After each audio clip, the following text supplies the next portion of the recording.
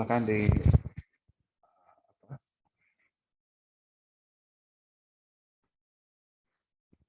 Ya, Assalamualaikum warahmatullahi wabarakatuh. Bismillahirrahmanirrahim. Alhamdulillahirabbil alamin wa bihi nasta'inu ala umuri dunya waddin. Shalatu wassalamu ala asyrafil anbiya'i wa mursalin sayyidina Muhammadin wa ala alihi washabihi ajmain. Mahasiswa semester 6 ya. 6 atau 4 sih? 4, Pak. 4 ya. Oke. Di mata kuliah bimbingan konseling yang hari ini kita sudah masuk pada bahan yang cukup banyak menyita waktu karena memang apa yang sudah kalian lakukan selama kurang lebih 1 semester ini di kegiatan perkuliahan, lebih banyak kalian itu melakukan studi lapangan ya, dengan melakukan wawancara, melakukan observasi di lembaga pendidikan dan juga kepada siswa-siswi. Nah, sekarang kan kondisinya sedang libur ya. Libur sampai masuk kurang lebih tanggal 18, kalau tidak salah 18 Juli 2022. Beberapa waktu lalu Bapak pernah menyampaikan tentang tugas pada kalian terkait kebutuhan, tantangan, dan masalah peserta didik, baik dari perkembangan fisik, emosi, kemudian kognitif, sosial, dan moral dari peserta didik. Lalu yang menjadi tahap berikutnya adalah tentang generasi digital. Kemudian pembahasan tentang tenaga pendidik, strategi, dan komunikasi menghadapi peserta didik. Siswa sekolah dasar itu sudah mulai masuk pada jenjang transisi masuk ke usia fase remaja. Nah, ini mau tidak mau kalian akan menemukan kasus-kasus yang mungkin berbeda dan tidak sama antara waktu lalu dengan waktu sekarang. Ya, oke. Kita tinggalkan dulu ini karena ada hal lain yang ingin Bapak sampaikan sekarang, yaitu terkait dengan bagaimana melakukan penilaian terhadap layanan bimbingan konseling di sekolah dasar. Bapak ambil ini dari sebuah modul yang dikarang oleh Pak Badarudin dari Universitas Muhammadiyah Purwokerto. Ini perlu kalian ketahui kenapa ini penting untuk dilakukan atau untuk disampaikan, karena hampir rata-rata problem di sekolah dasar terkait bimbingan konseling adalah satu, SDM dari guru yang melakukan bimbingan konseling. Yang kedua dari skill dan juga pengetahuan dari SDM itu sendiri. Karena SDM-nya tidak ada ataupun kurang, apalagi kalau di madrasah ibtidaiyah, itu jangankan untuk guru bimbingan konseling, untuk guru MI-nya saja kadang-kadang tidak sesuai dengan background. Tidak berbackground guru MI, rata-rata ngambilnya dari guru PAI. Tapi karena sudah disertifikasi, sudah impasi, ya kalau bahasa dalam main bola sih naturalisasi gitu ya. Jadi awalnya bukan masuk pada ranah itu, tapi kemudian disahkan karena ada peraturan. Ya, kemudian kita lihat tentang apa yang ingin digali dari penilaian layanan itu. Yang untuk kalian tahu, di sini ada pembahasan tentang apa sih tujuan dari penilaian dari layanan bimbingan konseling. Kemudian kita juga perlu tahu bagaimana kriteria keberhasilan dari layanan itu. Kemudian bagaimana melakukan langkah-langkahnya seperti apa. Kemudian bagaimana pendekatan untuk melakukan penilaian layanan bimbingan konseling. Dan yang terakhir adalah menyusun teknik dan alat penilaian layanan bimbingan konseling. Ini mau tidak mau sebagai seorang calon guru madrasah ibtidaiyah atau guru SD sekalipun harus tahu tentang layanan bimbingan konseling ini, ya. Sekarang pertanyaannya, apa sih tujuan dari layanan bimbingan konseling? Di sini kalian bisa lihat ada sebuah paparan bahwa penilaian bimbingan konseling itu dimaksudkan untuk mengetahui sejauh mana layanan dalam program bimbingan konseling di sekolah dasar telah dilaksanakan dan mencapai hasil yang diharapkan. Ini tujuannya. Jadi pertama ingin tahu bagaimana programnya, yang kedua bagaimana ketercapaian dari hasil yang diharapkan. Tentu hal ini dapat disebut sebagai tujuan umum. Ya, sementara kalau tujuan khususnya, layanan bimbingan konseling di sekolah dasar itu adalah pertama mengungkapkan sejauh mana layanan itu pengumpulan datanya. Nah, kalau kalian nanti Bapak kasih file ini, kalian pasti akan lihat nanti bagaimana tahapan-tahapan, cara-cara, teknik, instrumen seperti apa yang digunakan dalam pengumpulan data sebelum masuk pada layanan bimbingan konseling. Yang kedua, mengungkapkan sejauh mana layanan itu dimanfaatkan datanya tentang diri dan lingkungannya untuk memahami lebih banyak keadaan diri dan lingkungannya. Maksudnya, guru yang menanggung jawabi masalah bimbingan konseling itu ketika dilakukan proses penilaian terhadap layanan, dia harus tahu apakah murid itu telah memanfaatkan data tentang diri dan lingkungannya atau tidak. Sebab jangan-jangan kenapa tidak terjadi perubahan signifikan dari hal-hal negatif atau yang kurang sebelumnya dari siswa jika memang si siswanya tidak memanfaatkan tentang data yang ada dalam dirinya. Yang ketiga, tujuan khususnya adalah layanan ini, penilaian ini adalah mengungkapkan sejauh mana layanan bimbingan karir telah dilaksanakan dan sejauh mana siswa telah memanfaatkannya untuk menunjang kemajuan belajarnya. Kalian harus tahu bahwa problem besar dari siswa ketika dia ada di sekolah adalah menghadapi kesulitan belajar. Kalau siswa menghadapi kesulitan belajar, maka itu akan mengganggu karir pendidikan dia sendiri. Oleh sebab itu, layanan konseling, layanan bimbingan konseling ini, di antara tujuan pokoknya adalah untuk memahami apakah bimbingan karir ini telah mampu menunjang kemajuan belajarnya atau tidak. Yang keempat, mengungkapkan sejauh mana layanan bantuan pemecahan masalah itu telah dilaksanakan. Seperti jenis-jenis masalahnya apa, dan cara penanggulangannya seperti apa, serta seberapa banyak murid yang telah memanfaatkannya. Jadi prinsipnya, layanan konseling ini harus dimanfaatkan oleh siapa? Oleh murid itu sendiri. Kemudian yang kelima, mengungkapkan sejauh mana layanan penempatan dan penyaluran telah dilaksanakan, yaitu meliputi layanan banyaknya yang telah memanfaatkan layanan penempatan dan penyaluran. Pasti ada pertanyaan, Pak, maksudnya layanan penempatan dan penyaluran itu apa? Ya.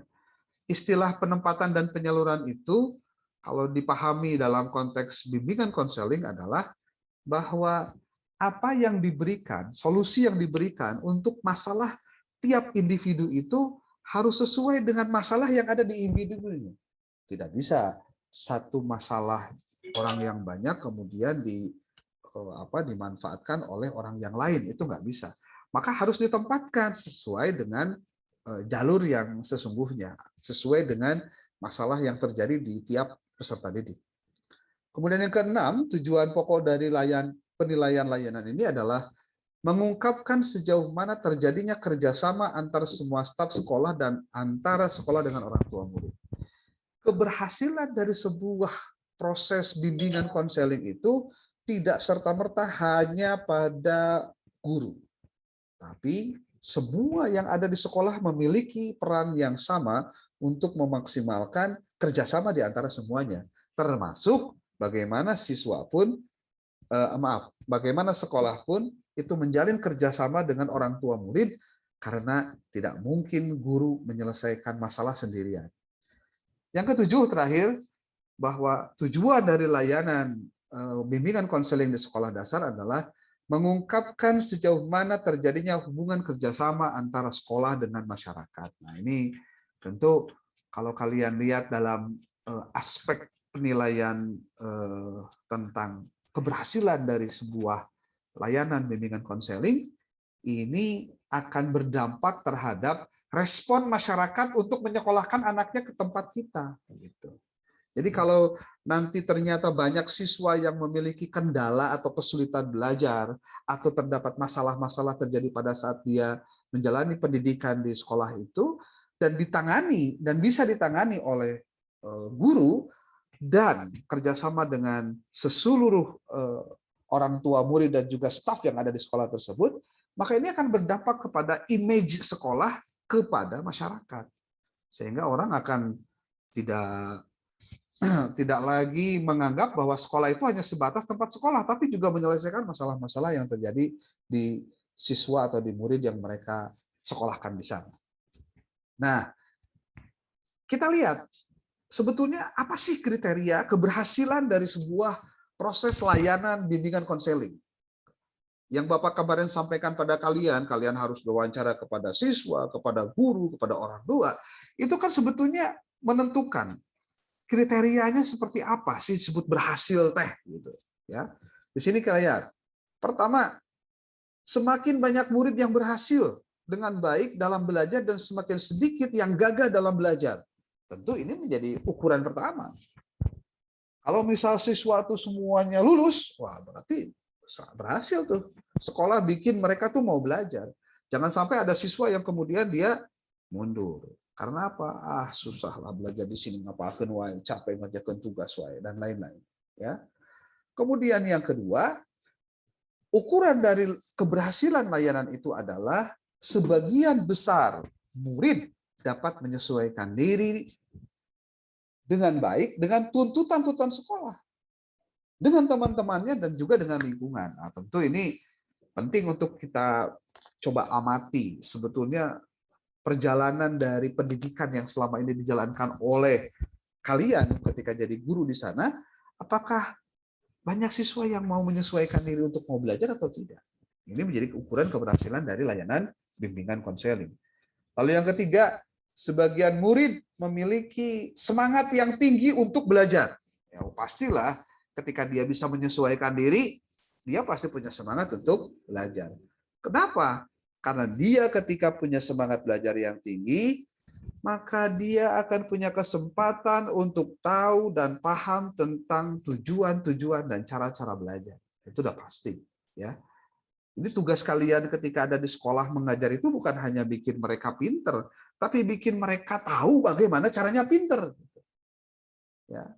Seperti kalau Bapak nyuruh kalian untuk melakukan kegiatan wawancara, observasi, nanya kepada orang tua, pada guru, kepada siswa, itu kan sebetulnya ingin diberikan tentang bagaimana cara yang seharusnya dia lakukan. Kamu lakukan sebagai mahasiswa untuk mendapatkan informasi. Bukan hanya sebatas kamu dapat materinya dari guru saja. Gitu. Kemudian yang keempat, sebagian besar murid telah memahami keadaan diri lingkungannya dengan baik. Nah ini bahasa sederhananya begini, pernah nggak kalian melihat atau merasakan sendiri ada kasus ketika ada seorang murid yang dia tidak pernah tahu siapa dirinya?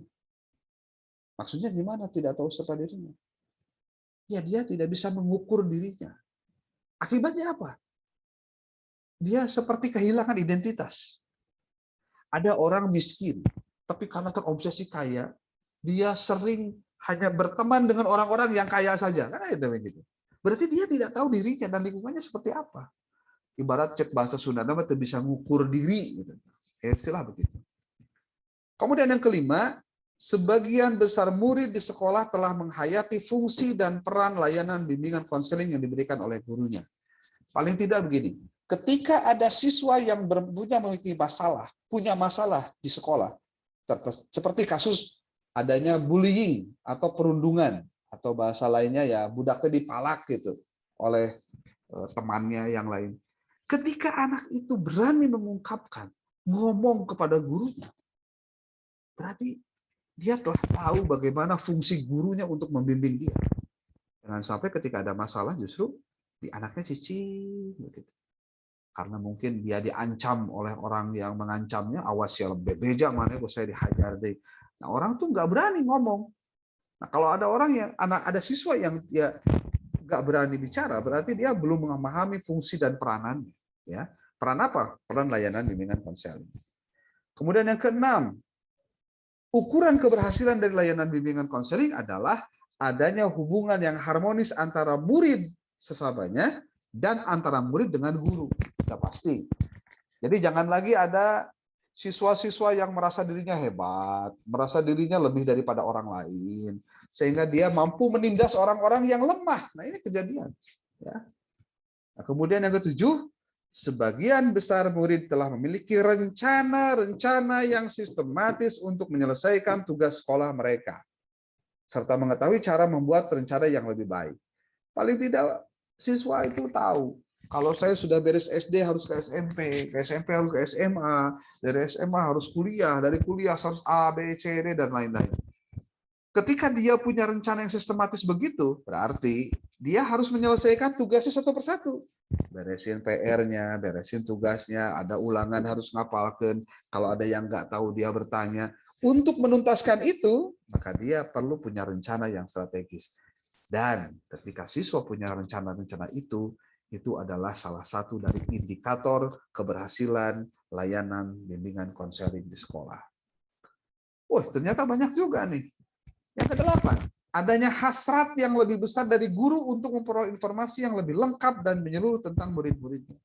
Jadi kalau ada guru yang gini, Pak, ini siswa Bapak gimana? Aduh, saya nggak tahu ya, saya nggak pernah. Jadi kalau ada guru di kelasnya sendiri, dia tidak pernah tahu bagaimana kondisi asli dari si siswanya, berarti sebetulnya layanan bimbingan konseling itu belum berhasil. Jadi prinsip dasarnya begini, harusnya semua guru yang ada di lembaga pendidikan itu harus melakukan yang namanya bimbingan konseling. Karena memang tidak ada tenaga khusus bimbingan konseling. Berarti kalau di sekolah dasar, di MI, semua guru adalah guru BK. Kenapa? Karena memang keterbatasan SDM. Maka ketika si guru BK yang itu adalah guru tempatnya dia sendiri, itu tidak ada hasrat untuk lebih tahu tentang muridnya, berarti dia sendiri nggak mau menyelesaikan masalah muridnya sendiri. Jangan sampailah ada siswa yang kemudian diantep ke guruna gara-gara ada sama budak lagi berdegong contohnya. Kita hanya bisa nyebut nyalahkan budak gitu. Jangan-jangan kesalahannya bukan di siswa loh, tapi di gurunya sendiri yang punya hasrat untuk mengetahui lebih banyak tentang apa yang seharusnya dia tahu dari murid-muridnya. Nah, kemudian yang ke-9, sebagian besar murid telah mendapat layanan penempatan dan penyaluran yang sesuai dengan sifat pribadi dan yang dimilikinya. Jadi, guru melakukan treatment kepada siswa, tiap siswa itu sesuai dengan sifat dan karakter pribadinya masing-masing. Berarti, ketika itu dilakukan, berarti si siswa itu sudah mendapatkan layanan yang menempatkan dirinya dengan saluran yang benar. Yang ke-10, siswa semakin meningkatnya hubungan kerjasama antara sekolah dengan orang tua murid dalam membina mengembangkan pribadi murid. Indikatornya apa? Kalau kalian mau tahu, ketika orang tua diminta hadir datang ke sekolah, dia datang. Ketika orang tua diminta hadir ke sekolah untuk rapat, hadir. Itu cirinya apa? Menunjukkan bahwa tingkat hubungan kerjasama antara sekolah dengan orang tua murid itu baik. Gitu. Yang ke-11, semakin banyak warga masyarakat yang menyadari ada dan pentingnya layanan bimbingan konseling bagi murid, baik di sekolah maupun di luar sekolah. Itu biasanya kan ya jeleknya di kita kadang-kadang upaya penanggulangan itu ketika terjadi masalah. Tapi ketika mengantisipasi masalah itu tidak ada. Makanya mungkin ke depan kalau kalian nanti mengajar di sekolah dasar atau di MI, hati-hati. Lebih mudah sebetulnya mencegah daripada setelah kejadian baru dilakukan proses penanganan. Ya. Yang ke-12, semakin banyak murid dan warga masyarakat lainnya yang meminta jasa layanan bimbingan konseling. Jadi kalau misalkan orang tua ataupun masyarakat datang ke sekolah, yang minta bantuan sekolah menyelesaikan masalah budakna, itu cirinya bahwa layanan keberhasilan layanan konselingnya berhasil. Kemudian yang ke-13, semakin sedikit murid-murid yang melakukan tindakan indisipliner. Ya, maksudnya bukan tidak ada 100% loh siswa yang indisipliner itu, tapi minimal jumlahnya selalu berkurang. Dan terakhir, ini yang paling penting dari semuanya adalah semakin sedikitnya siswa yang putus sekolah. Kalau siswa tidak melanjutkan sekolah, berarti ada sesuatu yang keliru dalam hal layanan bimbingan konseling. Walaupun tidak 100% layanan konseling lah yang menjadi faktor yang membuat siswa putus sekolah. Itu hal-hal yang terkait dengan apa? Dengan masalah keberhasilan, ukuran keberhasilan dari sebuah layanan bimbingan konseling di sekolah. Dimulai dari makin meningkatnya animo siswa untuk betul-betul belajar sampai akhirnya makin sedikitnya siswa yang putus sekolah. Ya. Oke, sebelum dilanjut, ada yang mau disampaikan dulu, silakan.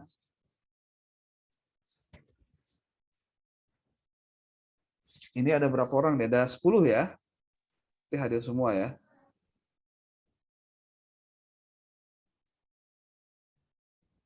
Oke, ada yang mau ditanyakan? Silakan.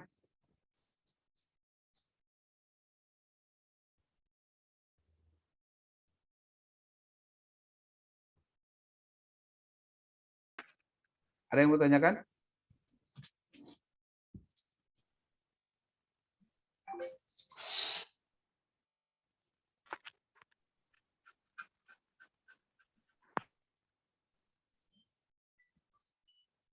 Oke, sebentar, ada telepon dulu ya. Sebentar.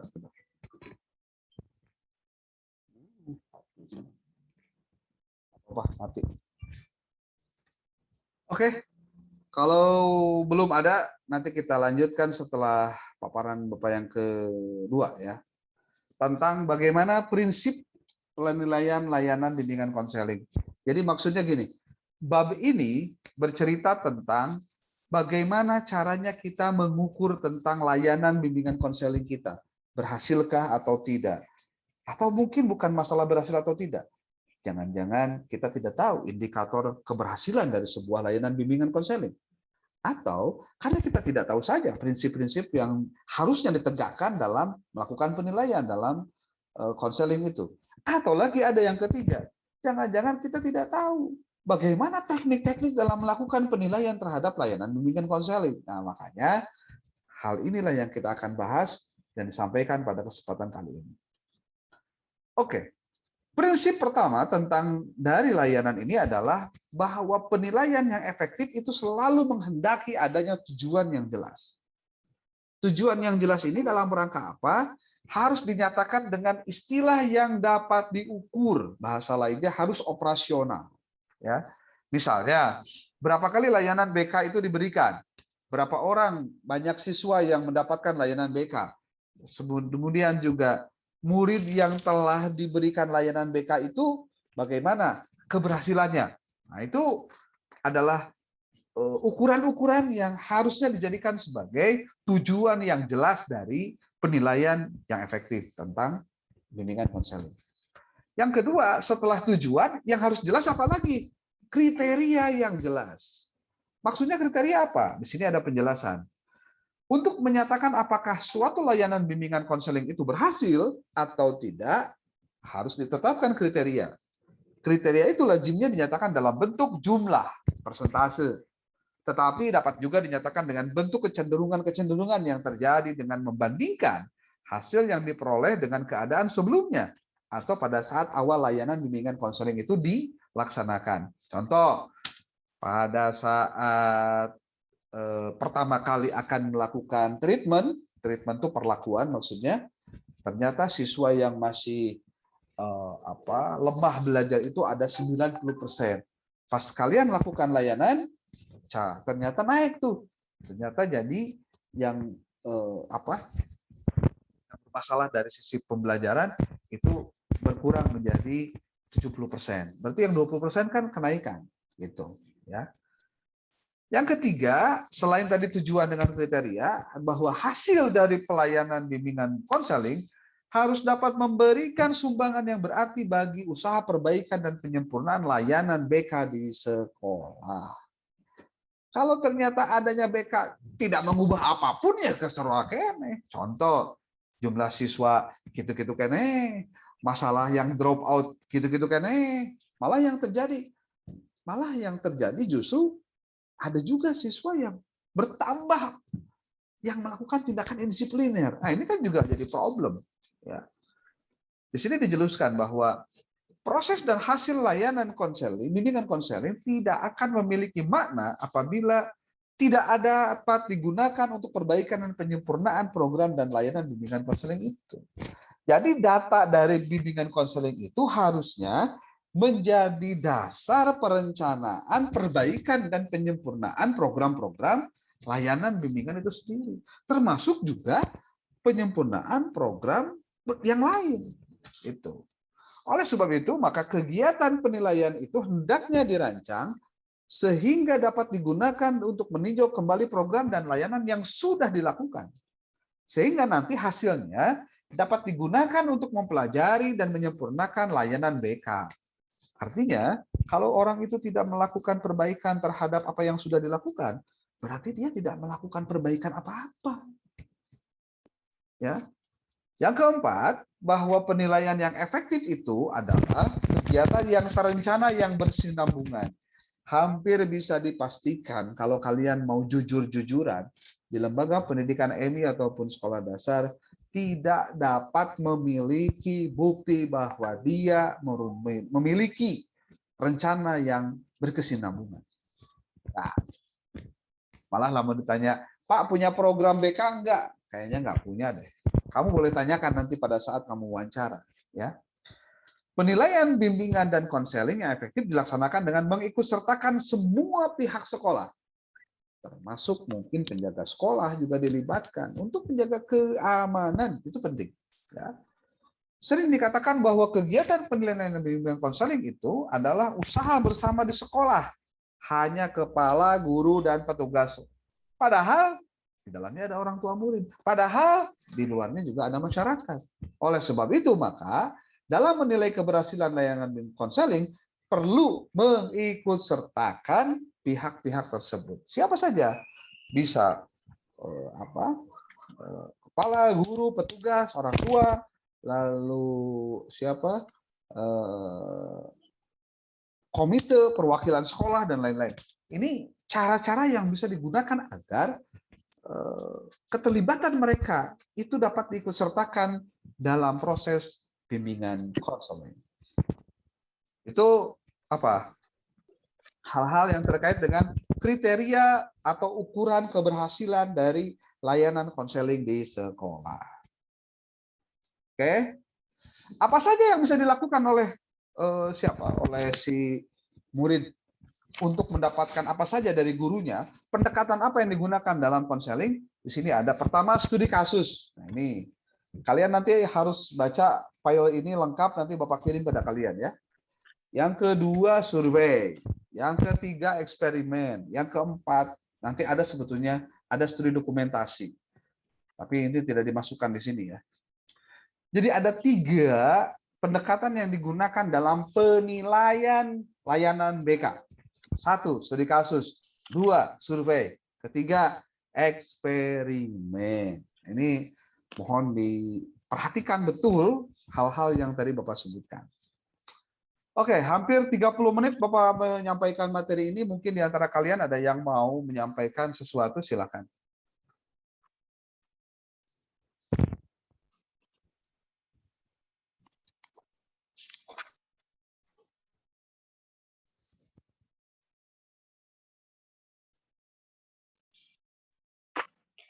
Bapak izin bertanya. Ya. Lalu bagaimana Bapak bila ada orang tua yang menitipkan anak sepenuhnya ke sekolah, namun pengawasan terhadap orang tuanya di rumah seperti dibiarkan saja gitu, di rumahnya misalnya bebas bermain handphone atau mungkin bebas bergaul dengan siapapun, namun di sekolah orang tua menuntut anaknya baik gitu. Ya harus disampaikan juga ke orang tuanya. Jadi bahwa apa yang diajarkan di sekolah itu harus relevan dengan apa yang diterima oleh anak ketika di rumah. Nggak bisa kamu hanya bisa menuntut sekolah untuk bikin anaknya bager, soleh, berakhlak gitu, tapi di rumahnya dia tidak sesuai dengan yang dilakukan di sekolah. Disinilah pentingnya orang tua itu disampaikan tentang ilmu-ilmu parenting. Jadi salah satu cara supaya membuat si orang tua sadar itu, coba orang tua hadirkan pada sebuah kegiatan seperti hanya seminar parenting lah. Biasanya kalau mau yang melakukan itu adalah komite sekolah. Jadi komite sekolah kerjasama dengan sekolah melakukan kegiatan seminar parenting. Di situ si orang tua jadi belajar tentang bagaimana cara ngurus anak. Bagaimana si orang tua harus belajar gimana caranya ngedidik anak. Yang mungkin dia tidak dapatkan pada saat dia menjadi belajar gitu, ya. Tapi pada saat dia ikut parenting itu, oh, ini kudu kieu. Gitu aja sih, ya.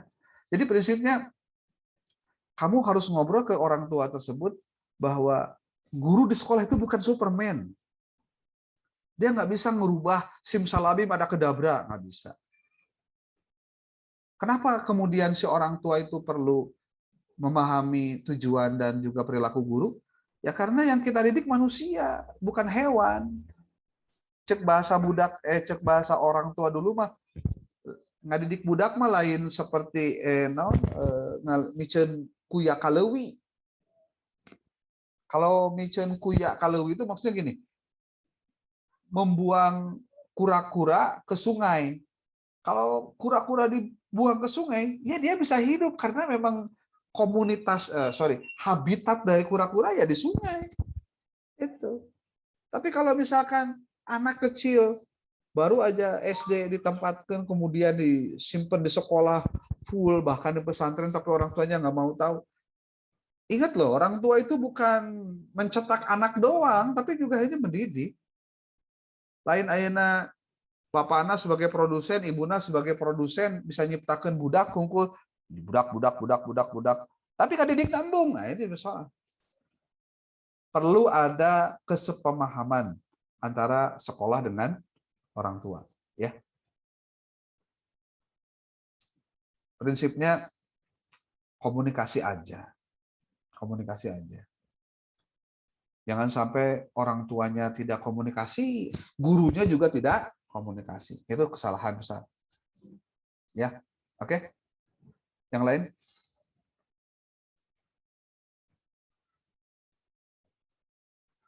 Ada lagi? Sudah dicatat ya, hal-hal pentingnya apa saja. Nah, terakhir dari Bapak, menjelang 40 menit sampai dengan 40 menit nanti. Ini yang Bapak ingin sampaikan pada kalian tentang bagaimana teknik dan alat penilaian layanan bimbingan konseling. Ini nih. Ada beberapa cara untuk kalian bisa melakukan layanan bimbingan konseling. Pertama, angket. Kedua, observasi. Ketiga, wawancara. Yang keempat, sosiometri. Nah, ini. Caranya kayak gimana? Ini caranya. Tuh. Jadi kalau kamu nanti melakukan pertanyaan kepada murid, ya, pada saat kamu wawancara, pakailah seperti ini. Bikin daftarnya dulu. Adakah kamu menerima bantuan dari gurumu dalam membuat rencana belajarmu? Ya atau tidak? Gitu. Atau tidak tahu? Jawabannya gitu. Adakah gurumu membantu kamu tentang cara-cara belajar yang baik? Ya atau tidak? Ya itu kan bisa ketahuan. Terus gitu tuh. Ada pertanyaan-pertanyaan begini. Di sekolah saya menerima bantuan dari dalam hal berikut, mendapat keterangan tentang kesempatan dan ketentuan kerja. Ya kalau SD mah bukan kerja lah ya. Tidak ada, sedikit, banyak. Memahami diri sendiri, si gurunya membantu dia memahami diri sendiri. Tidak ada, sedikit, banyak. Terus begitu. Ini angket. Ya. Bagaimana langkah-langkah penilaiannya? Kalian bisa lihat langkah-langkahnya. Penentuan tujuan yang hendak dinilai.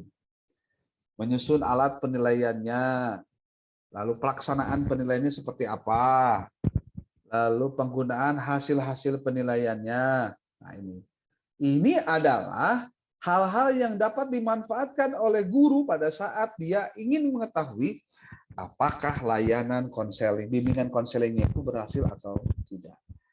Prinsipnya nanti Bapak akan sampaikan ini pada kalian semua. Silahkan baca dari awal sampai akhir materi-materi ini.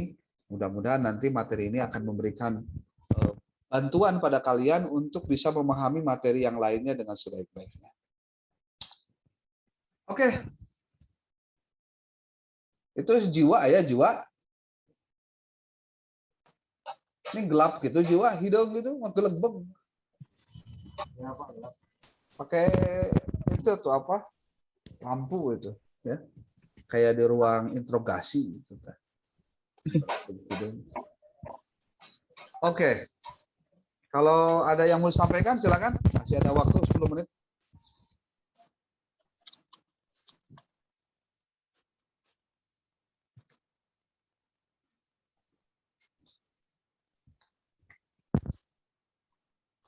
Ini ada semua ya? Hadir semua, Pak. Iya, ada libur ya tuh sekolah oke. Ya. Ya. Ini pertemuan keberapa ya? Ini terakhir atau gimana kemarin tuh? UAS kapan? UAS? UAS tanggal 16-17, Pak. 16-17 ya. Berarti masih ada 1 minggu lagi ya?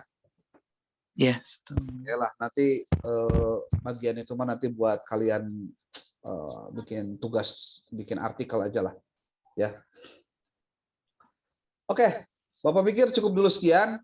Nanti untuk hal-hal lain, Reja, bahan-bahan dari teman-teman kamu tolong karena Google Drive kan ya. Bahan-bahan yang mana, Pak? Yang kemarin dikumpulkan teh gening anu di print out. Oh iya, baik, Pak. Semua tugas-tugas teman-teman kamu masukkan ke dalam Google Drive, di-share-kan, nanti linknya ke Bapak kan, ya. Kemudian Bapak juga minta dibantu untuk absensi setiap kali pertemuan. Oh iya, dibuat rekap Excel, nanti di print out ke Bapak. Ya. Baik, ya Pak. Oke, itu saja dulu karena pertemuan ini Bapak anggap bagian dari materi yang tambahan untuk kemarin hari Minggu tidak masuk. Terima kasih sudah mengikuti dan silakan live group ya. Oke. Terima kasih Pak. Ayo.